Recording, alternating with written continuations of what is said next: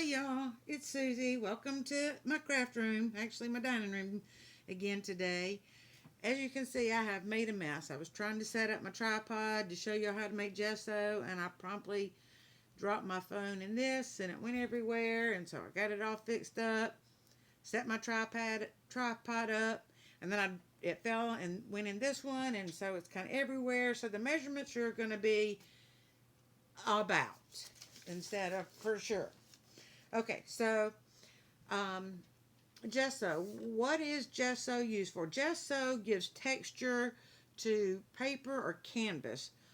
Artists use it to prepare their canvases for painting, or their papers if they have a slick paper and they want some, what they call it tooth, or we call it texture to their paper, then they put it on there. And so instead of having a slick surface, it's going to have a textured surface. They can do it in circles, line, however they want to do it to make whatever texture.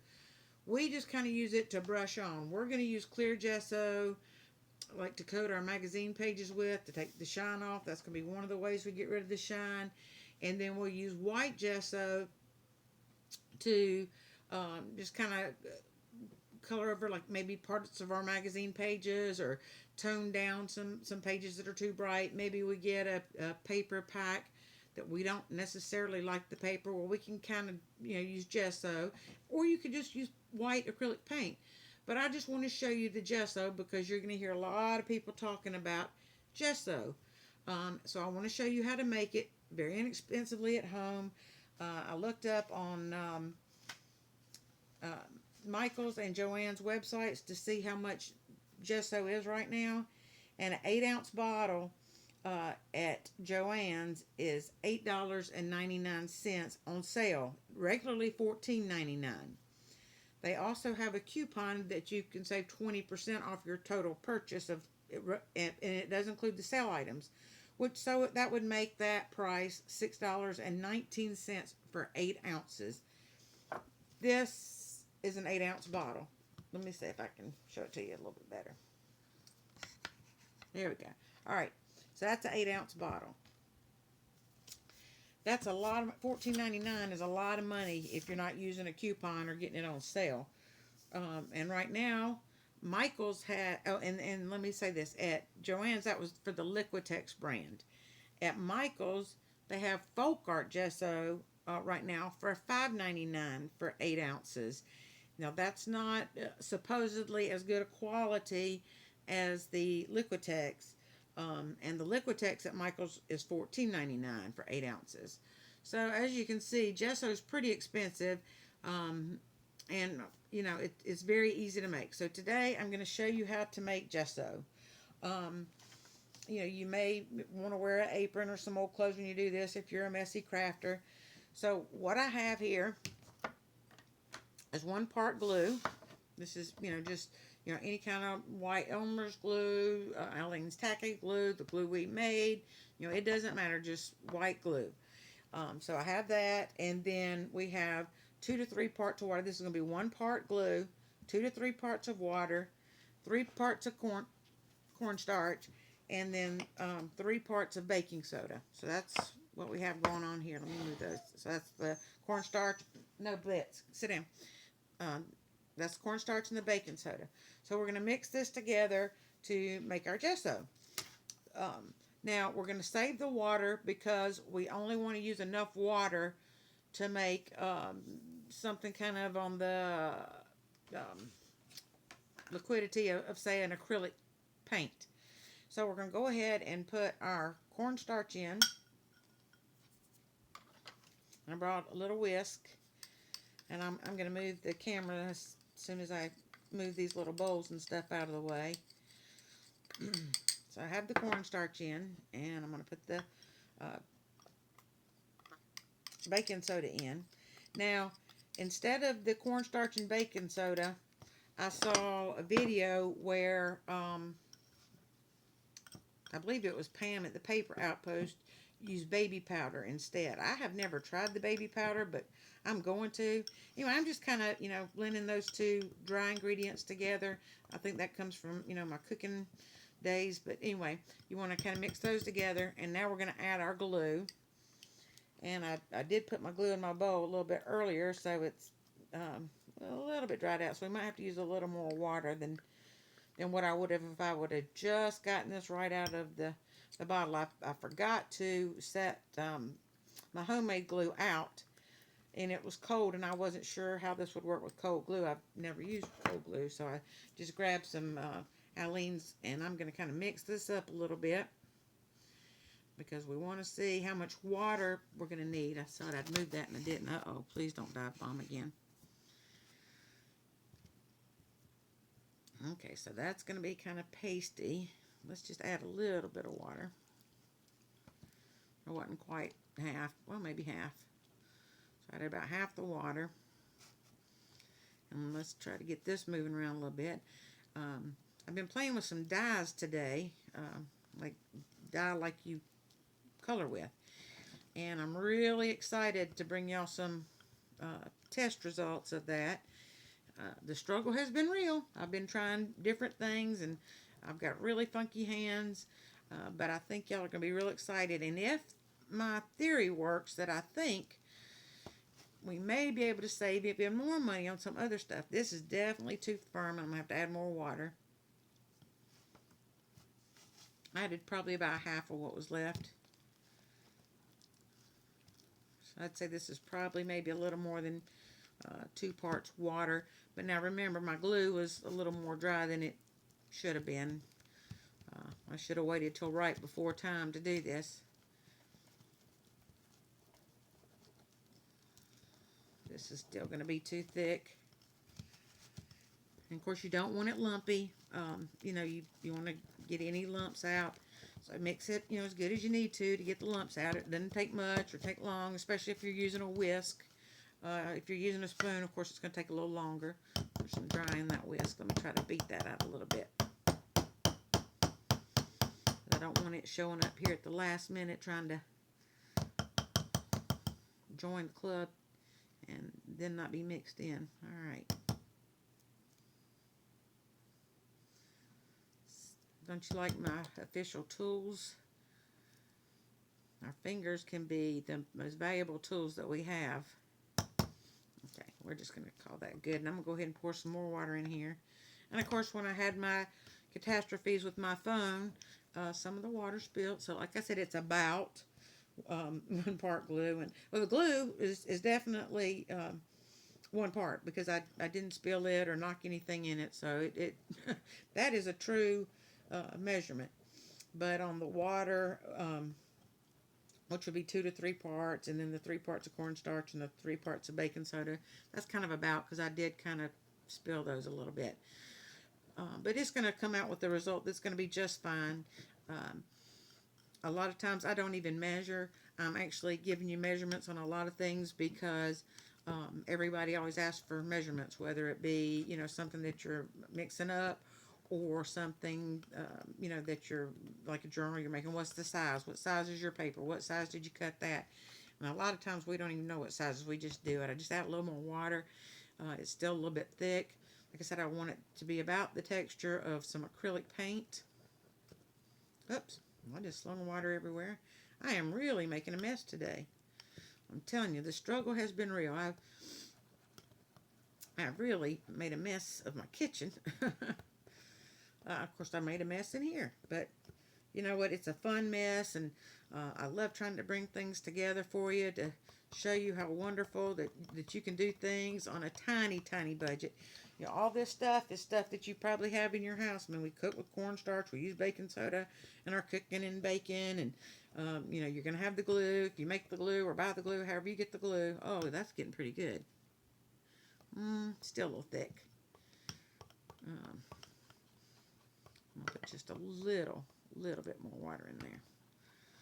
Now remember, when we go to use it and you go to paint it on, if it's thick, you can always thin it down then too. It's not like, you know, whatever you do, you have to let it sit overnight. You can go ahead and, you know, add stuff and thin it down then. All right, right now, I would say this is more of the consistency of like house paint. And what, by the way, if you have leftover house paint, or if you know a painter that has paint left over, get you some. save jars, bottles, whatever you can that has lids. And if they have paint left over from their jobs, tell them you want some of it. And fill your little bottles and jars up, And, I mean, you don't want too much of the same color, obviously. Of course, you can always use white because, you use white to alter the colors. Yeah, I think this is about good right now. So this would be a clear gesso. And let me get a piece of paper. So I take and dip this in, and I put it on there. Looks like it's white. And it goes on white, but when this dries, and of course, I've got the fan on to hopefully help it. I meant to bring my blow dryer in here to show you, quick dry. All right, so that's clear gesso. That's all in the world that you have to do to make clear gesso. Very, very, very easy. So, and I think when I made this, I used 3 tablespoons of glue. I had 6 to 9 tablespoons of water. I used 9 tablespoons of cornstarch and 9 tablespoons of baking soda, and it made this amount. So that's a pretty good amount. I don't know what that is. I'm going to take about half of this out because I'm going to leave about half of it clear. Of course, I need to label that. But that, totally not complicated. All right. So that is my clear gesso to make white gesso. Now, and let me explain. When you buy gesso at the store, if you ever, want to buy a bottle of gesso, it is going to be white gesso unless it states clearly that it's clear gesso. I find it very hard to find clear gesso. Why? I don't know, since you make it first. All right. Anyway, to make the white gesso, I'm just going to take some of this apple barrel paint, 50 cents a bottle at Walmart. I think they have white paint at Dollar Store, Dollar Tree. And I'm just going to take a little bit of paint, and I mean not too much, just a little bit, and mix it in there.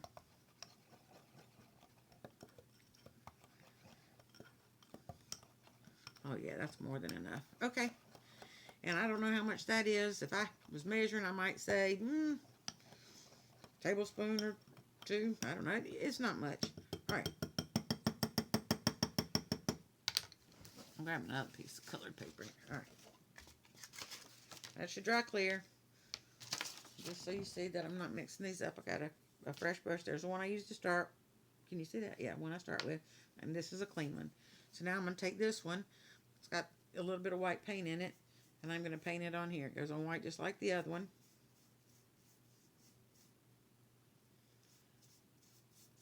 And I just kind of want to gently go like this, because that's what we'll do in a lot of our old papers and magazine pages that we don't like. It's just, oops, getting that in a mess. It's just kind of streak it to hold that color back a little bit. And you can go in various directions, just whatever you want to do to get the look that you're trying to get, or take some of, the boldness of the color away. So this should dry. This should dry white, and this one should dry clear. I'm going to set this one back here while the fan does its thing. Now, if my clear gesso does not dry clear, then my measurements were off a little bit. If this didn't dry white, my measurements were off a little bit. So it's not like you've used the whole thing that you made, so you can always go back in and adjust. So if my clear gesso dries white, then I probably need to add some more water and some more glue, or just more water. Thin that down a little bit, not brush it on so heavy, and it doesn't take much. When you're doing clear, it just needs to be a light coat. So I probably cut back on the cornstarch and baking soda. Let me see, is that dry? Almost. All right, so that did, and it's got a nice texture to that, even though I got stuff all over my hands.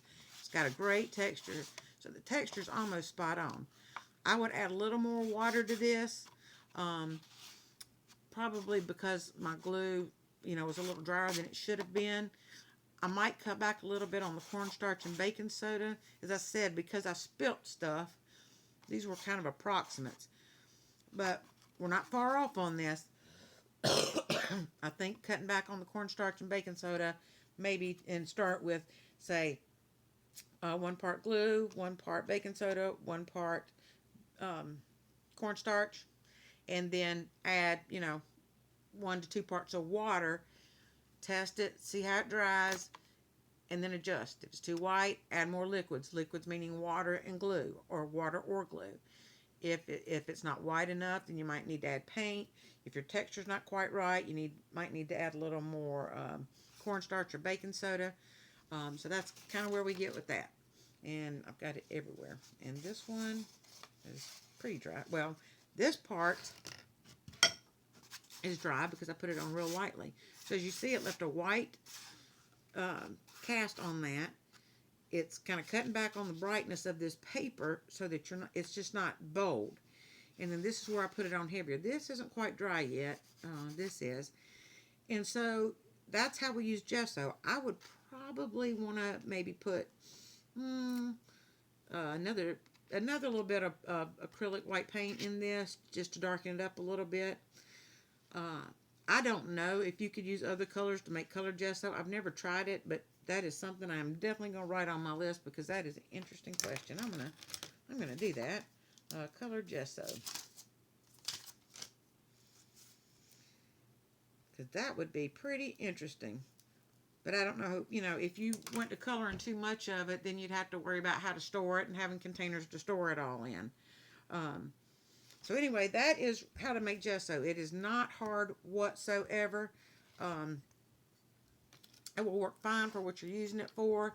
If you were an artist painting canvases, you would know the consistency better than I would.